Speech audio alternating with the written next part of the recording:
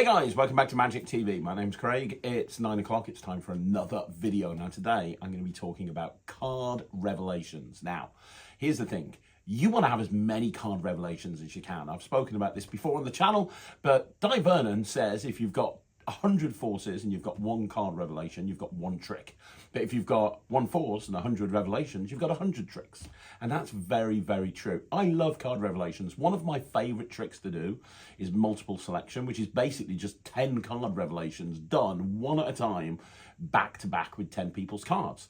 But if you're performing hit and run magic, mix and mingle magic, walk around magic, and you've got to get around a lot of people, and you're at an event where there are a lot of people, having the ability to have lots of different card revelations means that you can literally do magic very, very quickly, because one of the things you have to do is perform something, move on to something else. You can do 2 or 3 card revelations, really give people the impression of seeing something really cool, go on to another group, do another couple of different card revelations. And a lot of questions on the channel recently have been about card revelations. So I thought what I'd do is I'd do a video, my 10 favorite card revelations. But here's the thing. It only uses the deck and the box. That's it.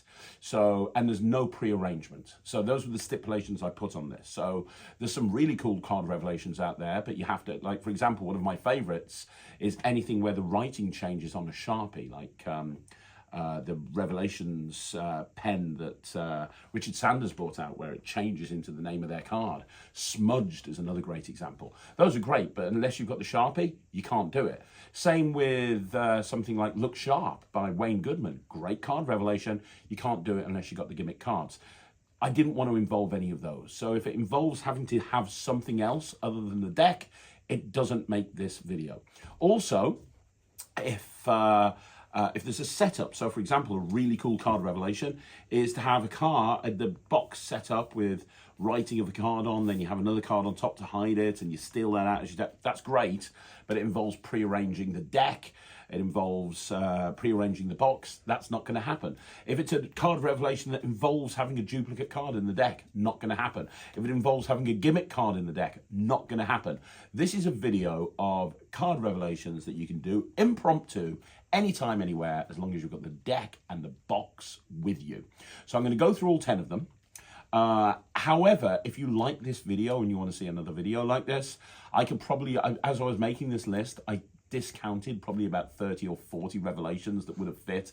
We can do another 4 or 5 videos like this, and then we can do a video on card revelations with a gimmick. We can do card revelations with something extra. Let me know in the comments. The whole point of Magic TV is I'm putting the sort of videos out that you guys want to see. If nobody wants to see this, then we're not going to do another one. But if you want to see more, let me know in the comments down below. But without further ado, we're going to go through my 10 favorite card revelations.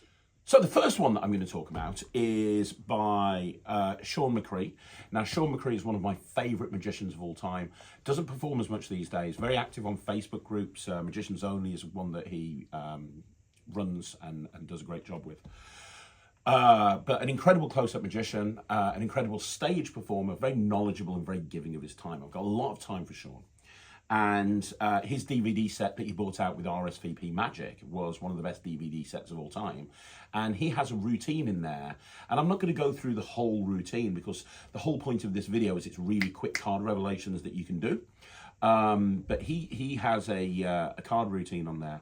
And there's a moment where you reveal a folded up card in a really cool way. And I don't see many people doing this. And it's probably one of my favorite card revelations to do. So we're going to go through that first of all. I'm going to show you that first of all. So I have Michael behind the camera. How are you doing, Michael? I'm good. You're going to be, Michael's going to have a very sore arm at the end of this, because this is potentially going to be a long video. So this would look like this. So Michael, you're just going to just say stop anytime you want to. Stop. Wonderful. So this is your card. Now this would be signed. We're not going to bother, but that card would be signed and it would be lost in the middle of the deck. Gone, never to be seen again. Now, Michael, I'm going to make your card invisible. I want you to catch the invisible card. So there's the invisible card. Michael, can you see it? Yeah. Use your imagination. Very good. You can see it. Take the card. So he now grabs the card. Now, Michael, what I want you to do is I want you to take that card and fold it in half. That's very good, Michael, but face inwards, not face outwards. But yeah, you've got to fold it the other way, buddy. Very good. Fold it in half. Crease the edges. Very good. Now fold it in half again so it's in quarters. Yeah. It's not the neatest fold in the world, but don't worry, we'll go with it. It's also, I don't know where to go from here. No one's ever done that before, to be honest, Michael. But we'll see what happens. Can you do me a favour? Can you put your card right there on the 3? Very good. That folded up card. Now, obviously, you did that in your imagination. We're going to try and turn imagination into reality. We need a hair. Wishful thinking. But if I take this hair and I wrap it around the pack, it's like fishing. It just looks a little bit more magical. Check that out. One card rises out the deck, Michael, right where you put it, right next to the 3 of spades. One card only, folded up. And is that your signed card there, Michael? That is. That's the first one. That's the first one. So you can learn that from Shaun McCree's DVD sets, which are still available. I think it also might be on... RSVP Online. So if you don't know, Russ Stevens, who ran RSVP, has put a lot of his content on an online streaming platform called RSVP Online. So it might be on there. Check it out. But that is one of my... I do that in multiple selections. That's the penultimate multiple selection revelation that I do. But it's also really... If it has the feel of an invisible deck, it allows you to do a lot of the similar gags. But that moment where the card rises out the pack, did that look good? Yeah, it did. Yeah. It really freaks people out, and it's really fun. So that's the first one. We're going to go through another one right now. So that's number 1. Number 2, Michael, you're editing this. Am I just going to run from one to the other, or would you like a gap in between each one? Just run through it. The reason he's saying that, by the way, people, is because that means he has less editing to do. So this is a decision that has been made by Michael, not on a professional level, not on what's best for you, the end user, but what makes it easier for him. Am I right? It's on I go on holiday in 2 days' time. He goes on holiday. Where are you going again? Just Peak District. Nice. I like the Peak District. Well, we're going all the way through, so number 2. If we're lucky, we might have a graphic here, but we probably won't. But, you never know. Try your best. This one's really cool. I love the rising card. There's lots of different ways of doing a rising card. But a lot of the time, I don't have any gimmicks with me to do the rising card. So this is the version that I do. And I'll give you the source in a minute, but let's just do it like this. Michael, just say stop. Stop. That's amazing. Can I show you that card? Can you see the card? Yeah. Very important you remember it, Michael, because later on when I dramatically say, this is your card, if you got, I don't know, it kind of loses its impact slightly, so please remember it. Your card wasn't the Queen of Spades, was it, on the face? 1 down, 51 to go. Concentrate on your card. When I snap my fingers, what's going to happen is one card is going to slowly rise out the pack. One card is going to slowly rise right there, out the middle of the deck. One card rises right out the middle of the deck. Was that your card there? That was. Perfect. Again, really great revelation. If you're going into a longer series of card routines, having a rising card with a regular deck is great. Lots of different ways of doing it. My favourite way of doing it is this is taught on Richard Sanders' DVD, Uprising. And there's lots of different ways of doing it. And I do a longer routine that uses the Uprising technique, but I use 3 cards and I use a handkerchief, and there's a lot more to it. But if you're wanting doing a very simple card revelation, just having somebody pick a card and not doing anything any more complicated than the original sort of Uprising, which I know is based on lots of other stuff. And I've kind of lost that because I wasn't even thinking, there you go, that wasn't even the card. I have to do that again because I've just embarrassed myself. That's okay. Did you see the card there, Michael? I'm hoping, yeah. This time I'm going to get it. I was not even focusing. There you go. I just think that looks really cool. Does that look good? Yeah, it does. And then you can show it out the middle, and then you can take that card and you can do whatever you want with it. I love Uprising. I really do. I think Uprising is fantastic. One of Richard Sanders' best products, and you can do it with 3 cards if you want to. You can have 3 people pick cards, put them back into 3 different parts of the deck, and have them rise up one at a time from 3 different parts of the deck. But to do just a simple card revelation, just have oh, look at me. Oh my God, I'm Jeff McBride. Just having a simple card revelation and having card rise out the deck with an impromptu borrowed deck, it's a fantastic thing to do. So that's number 2. Number 3 is something that Joshua J taught me. Now it's another kind of version of the rising card. You see, we kind of got a rising card theme with this. The first one, the folded up card, rised out the deck. The second one, it's Uprising. This one is one that Joshua J taught me years ago. When he was lecturing at the session. This is so far back, Vanishing Ink didn't exist. There was no Vanishing Ink. And it was this. So it's say stop for me there, Michael. Stop. I'll show you the card. Can you remember it? Yeah. Very important you remember the card. I'm going to leave it kind of roughly how many cards down in the pack would you say that card is? About halfway. About halfway. We'll leave it right there. I'm not going to do anything else. No breaks, no nothing, no magic moves, no secret compartments, no nothing. Just the deck of cards with your cards somewhere in the middle. I'm going to try and find your card in an amazing way. Look, if I just take another invisible imaginary hair and pull, I can have the Joker rise out the deck. Was that your card, Michael? No. It wasn't the Joker. How about if I rub the Joker and the Joker changes into the King of Clubs? How was that one? Did that look good? Yeah. This is a great revelation. Now, I don't know if it's Josh's or not. He taught it in the lecture. And if he gave a source as to where this was from, I missed it. But I saw Josh lecture this about 15 years ago, and I've been doing it ever since. It's a great revelation to do because in very quick succession, you've got a card rise and you've got the change. And the nice thing is you then put the card on the face and you're now you can take that card and do whatever you want with it. One of the things I like to do when I'm jazzing with a regular deck of cards is I like to have someone pick a card. I reveal it using whatever method. I might then top change it, put it back in the middle, make it appear off the table, do whatever. I'll do like 3 or 4 revelations in a row. But this is a great way to start it. It really looks good. You've got the rise, you've got the color change, and color changes are a fantastic way to do, to do a revelation of a playing card. So the third one is that card rise and card change. I don't know where you can learn it. I learned it from a lecture, but perhaps people can let us know down below. The fourth one I'm going to talk about is just a very simple spin out. So let's do this. Say stop for me there, Michael. Stop.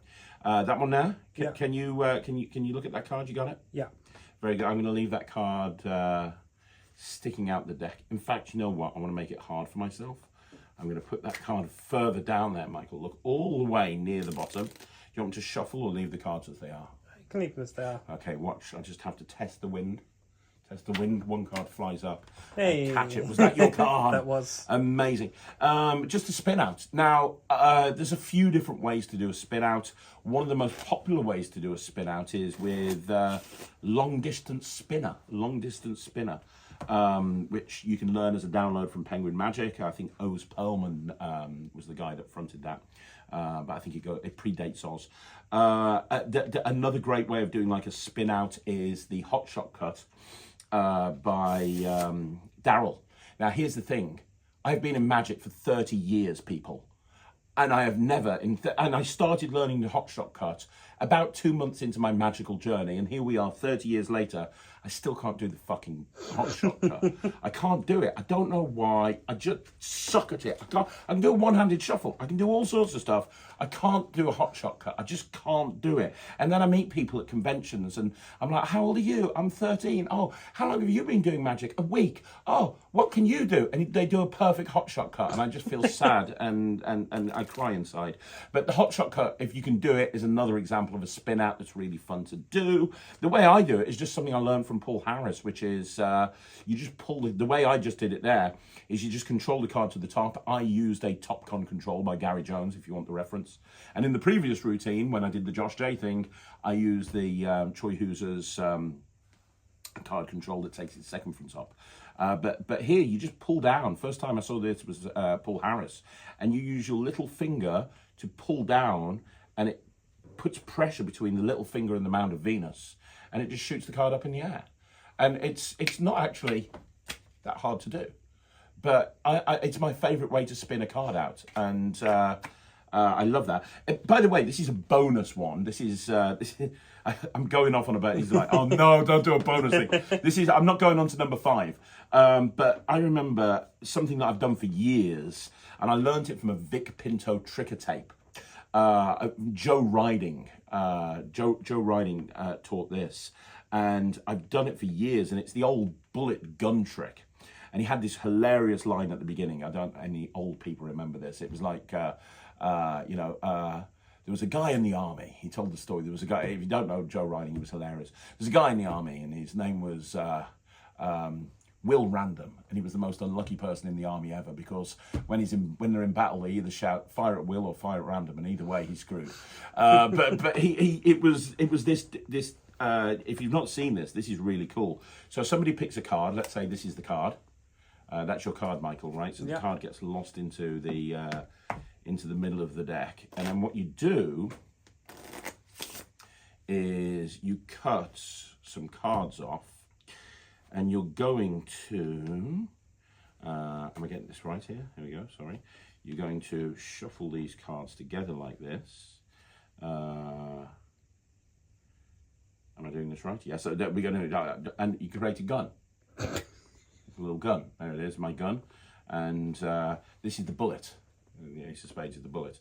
And you load the bullet into the gun, and all you do is you say fire, and I'll fire the bullet into the gun. Fire. Was that your card? Yeah. Yay! And all that is you just you take your bullet card.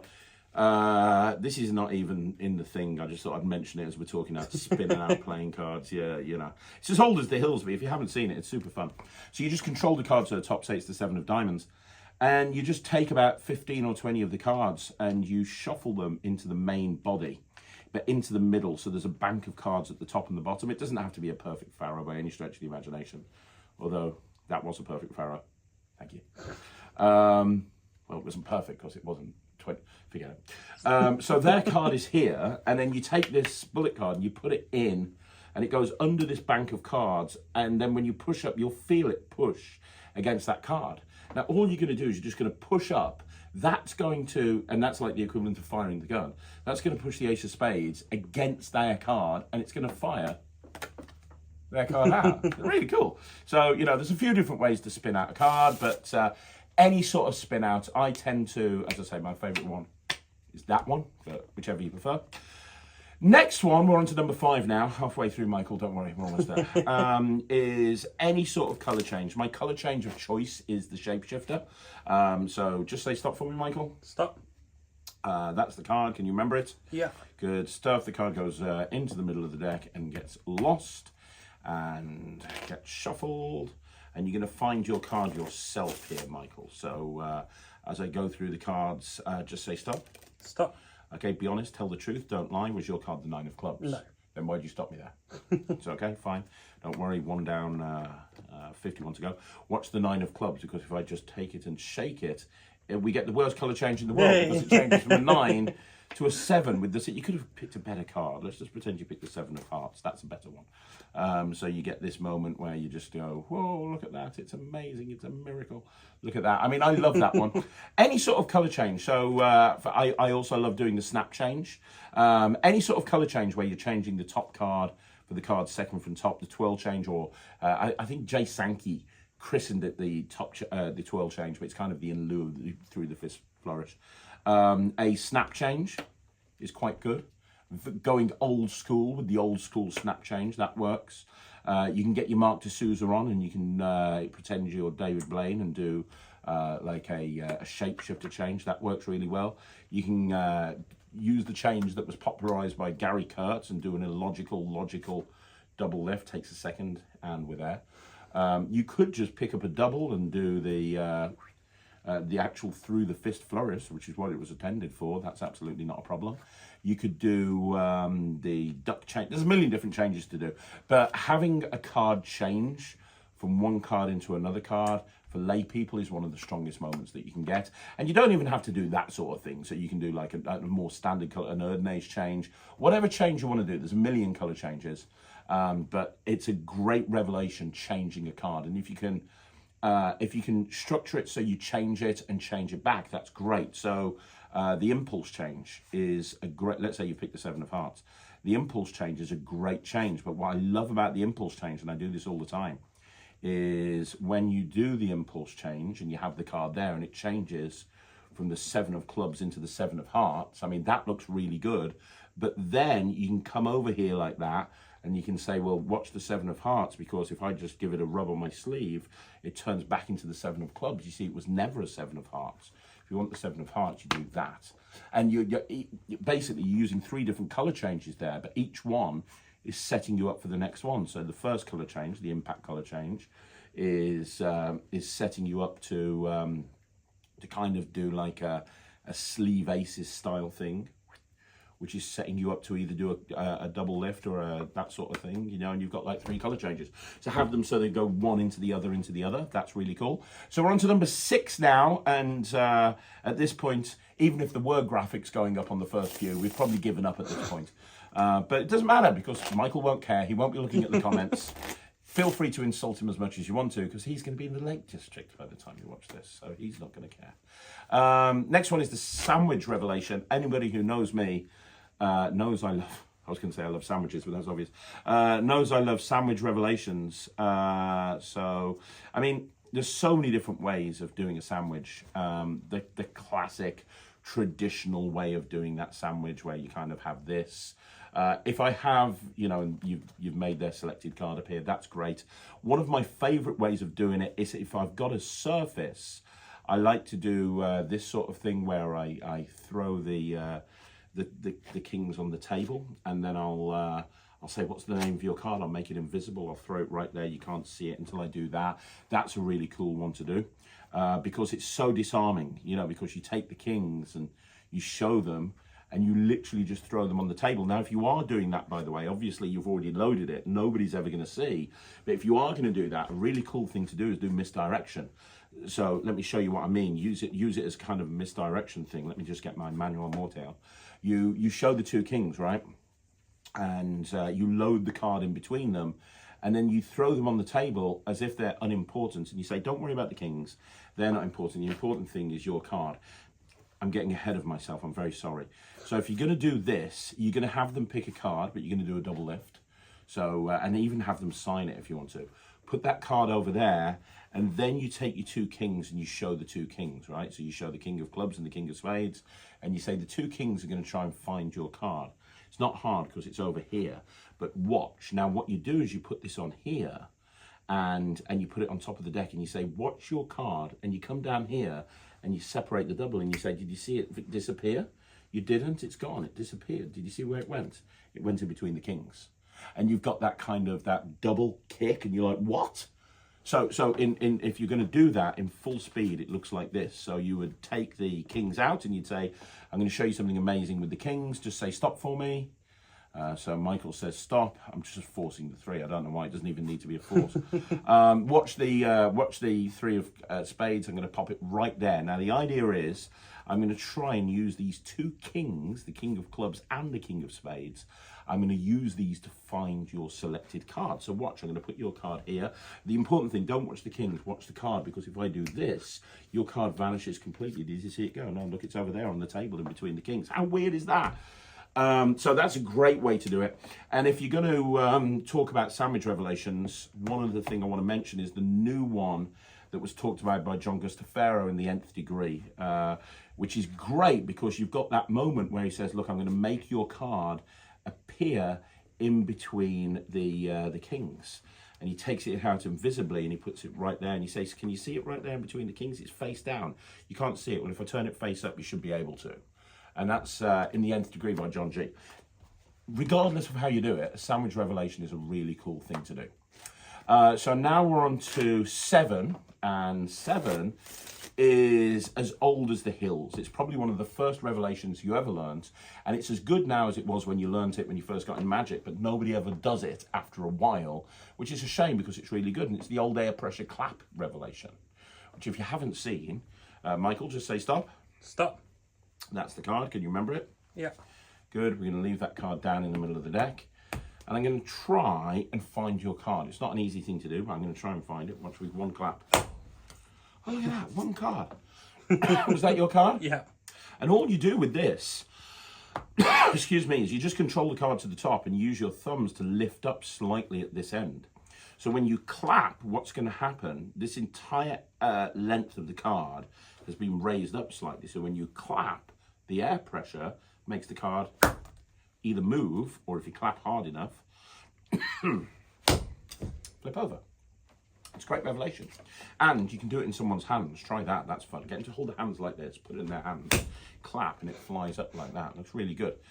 I bet you've never seen that before, and you've seen every card trick in the world, because it's really old and people forget about it. Excuse me. So that's the clap revelation. Now, talking about air pressure, and I've never liked this as much, But you have that other revelation as well. Let's say the card's the King of Clubs, where you push it over to the side of the deck slightly and you just throw the cards on the hand and it flips over because the air pressure flips it over.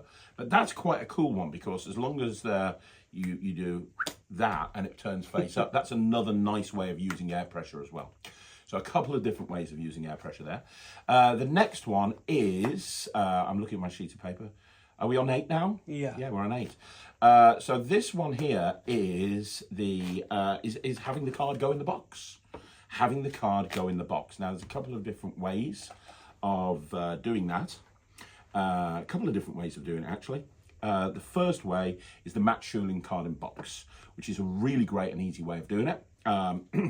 Basically, you would have the card, well, let's show you. That's probably the easiest method.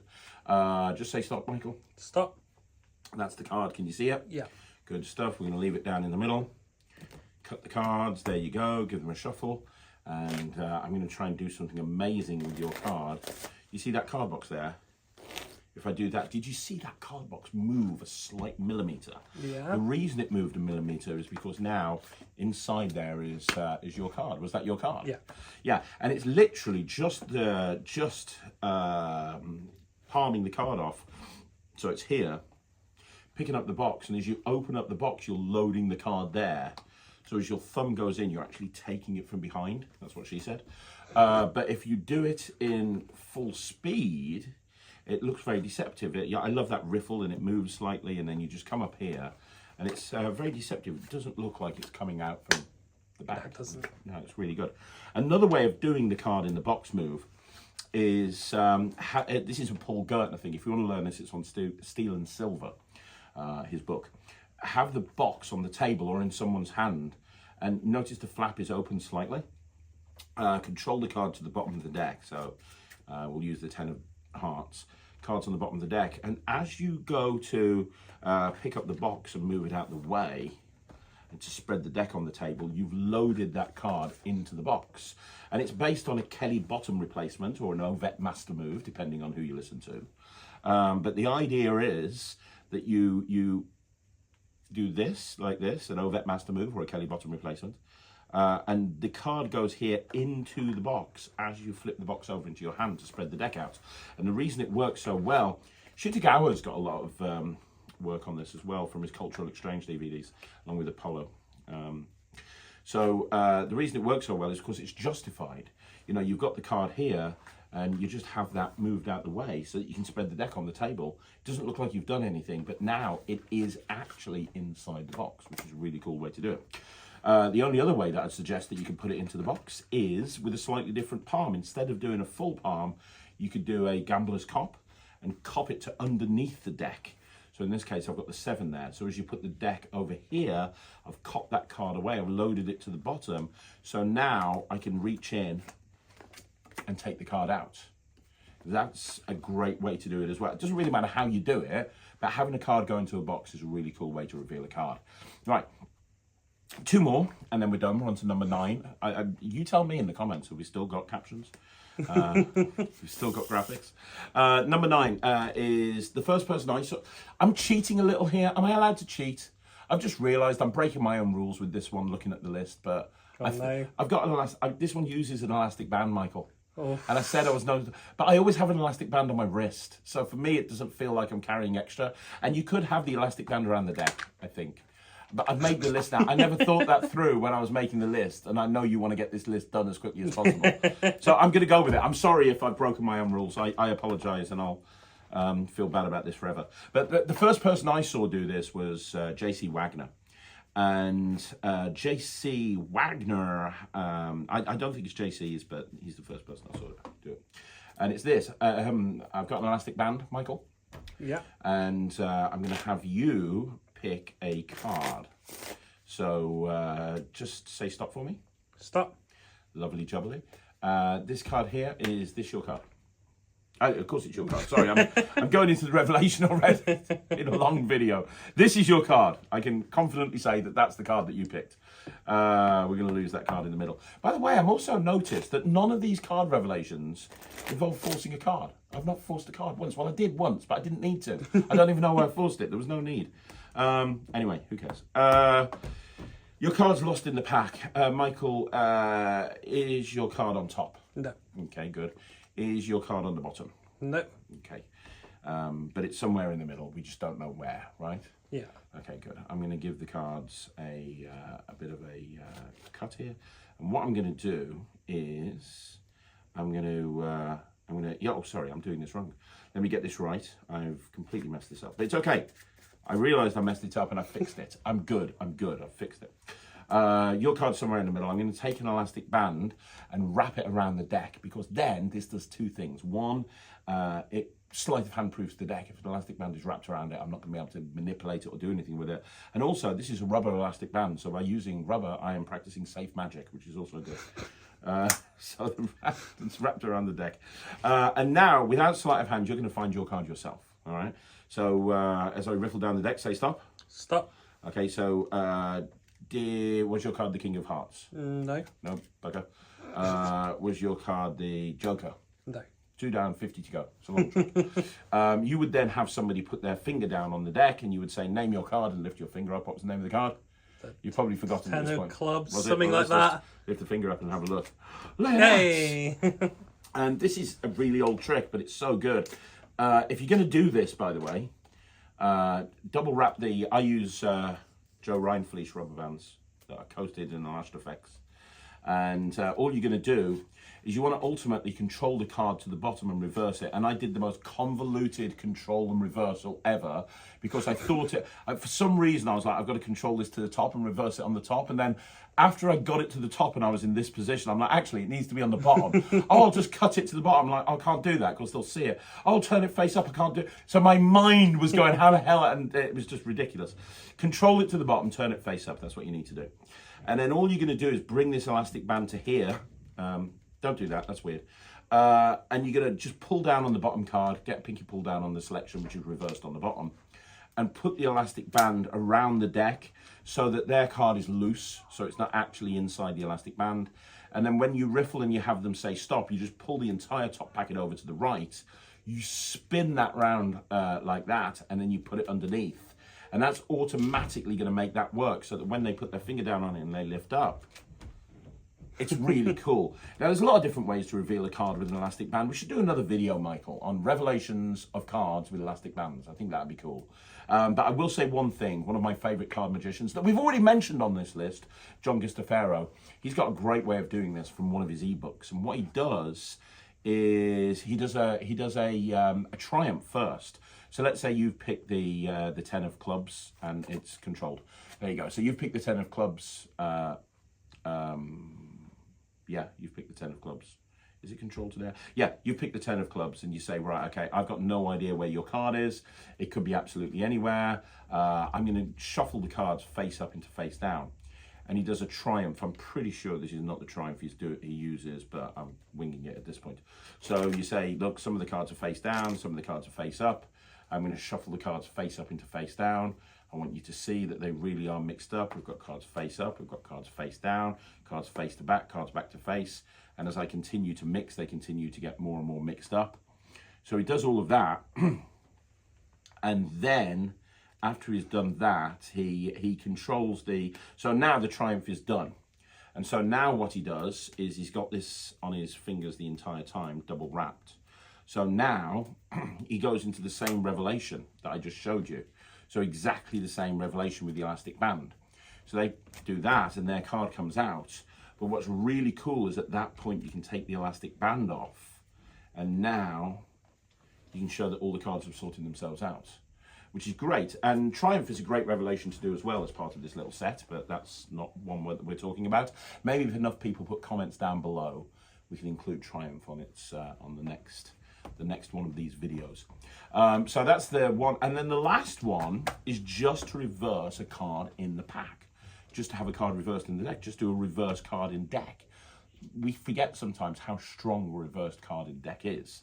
The easiest way to do this is to just do what I tried to do in the previous routine, which is this. Just say stop for me, Michael. Stop. This is the card. Can you look at it and remember it? Yeah. Excellent. It's going to... Should we do that again? We'll do that again. Do that again. Say stop for me. Stop. That's your card. You got it? Yeah. I'm going to go for a safer control. I'm going to leave the cards down in the middle. I'm going to lose it like this. Card is gone.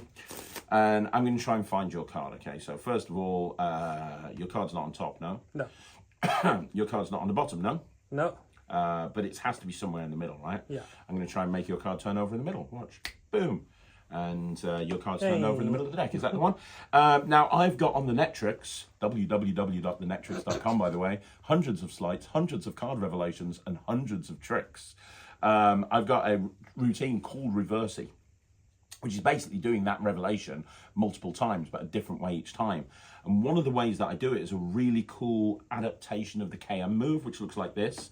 So you could do it as a standard revelation. So you could literally have somebody pick a card and say, this is the 9 of clubs, that's your card. Would it be good if I can make your card turn over in the middle? Thank you. But when you're in this situation, you say, look, genuinely, I'm going to take that 9. I want you to see it. And really, I'm going to have it put into the middle of the deck. And if I snap, it reverses. and all that's happening here is, if you know the KM move, you're doing the KM move as a reversal. So you line this up with the one above it, like this, and you're kind of doing the start of the convincing control. So this is not their card, their card's here. But then you tap this packet against this packet, and these fingers grab that card and pull it onto this packet as you show this one, and then you come back up underneath. So it's like if the convincing control and the Kadiro Marlowe KM move banged and had a baby, this is what the offspring would look like. In full speed, watch, you've got the 9 of spades. The 9 of spades goes here. You can actually see it. There it is. Push it into the pack for me. Amazing. And at that point, it's done. There's millions of different ways to do the to do a reverse card in deck. And inversion. I mean, we didn't talk about inversion. I'm not going to talk about it now, but that's when the entire deck turns over except for their card. Inversion's a great way to do it. By the way, we talked about the impulse change earlier, and using the impulse change as a color change. If you do the impulse change, but you do it with, the impulse change is normally done with 2 cards face to face, like that, or a double like that. If you do it with a double where one's face down, you can take that card and put it in the middle, and you say, look, I'm going to show you how it turns face down. You'll see it happen, watch. And it looks like it just turns face down. But what's cool is the card is actually face up in the middle. So now I can push it into the middle face down and make it turn face up again. So just by using one color change. So think out of the box. Think about how you can use a color change as a reversed card routine move. The weird thing is the way that like a lot of people in Magic are taught how to do a reverse card is with the center reverse, which if you don't know what that is, you show the card, let's say it's the 10 of diamonds, you side jog it, and you do that, and it's reversed in the middle. But that's not the best way to do a reversed card by any stretch of the imagination. It's actually a difficult routine. It's actually a difficult move to do well. I'm not very good at it because I never use it. But I spent ages learning it and then realised it was rather pants, or at least for me, it didn't work for me. But there's lots of different ways that you can do a reversed card. But that's your 10th one. So to recap, and I'm sure as I recap this, what's going to happen, right? It's going to be like a Hollywood movie. So as I go through this recap, you're going to see like videos come into the screen. There's going to be like little videos of each revelation, and they're going to be playing concurrently. So by the time I mention the 10th one, we're going to have 10 little videos all over the screen. They're all going to be flown in with a little sound effect. Like, it's going to be amazing. You're going to think you're watching Lloyd Barnes' channel for a minute. Like it's going, and then it's all going to explode as I'm talking, and there's going to be like golden dust falls down, and it's going to fade to black. You watch that. Michael can do that. He can do that. He's going to do that. You watch. So we had the folded card revelation from Shaun McCree. Then we had kind of a impromptu card rise. I mentioned Uprising by Richard Sanders. Then I hope you're enjoying these videos flying in, by the way.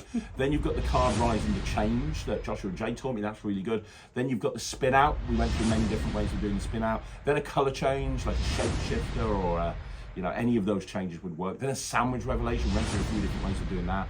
Then you've got the clap production, as in clap, not clap as in STD. Then you've got, you had the cards box, which is a really cool way of doing it. Then you've got the spin out. You know, we talked about the rubber band. I'm sorry I included the rubber band, and wait for this last video to fly now with the whoosh. The last one is the reverse card, and cue the golden dust. So there, that's it. 10 card revelations. I hope you enjoyed the production quality of this video. Everything's just gone through the roof here on Magic TV. Hope you enjoyed that. You want to see more videos like this? Like the video, subscribe to the channel. You want to see another 10 card revelations, or 10 card revelations with a rubber band. Or 10 card revelations with something that's not a rubber band, but is something else that you include with the deck that's something else that's not a rubber band. You let me know in the comments down below. You want to learn a lot of other revelations, go to the Netrix. That's my online streaming platform for magicians, www.thenetrix.com. Go check it out and see what all the fuss is about. But I'm going to be back again. I'd like to say thank you for Michael for making this video so amazing and really upping the production quality. And we'll be back next week. My name's Craig from Magic TV.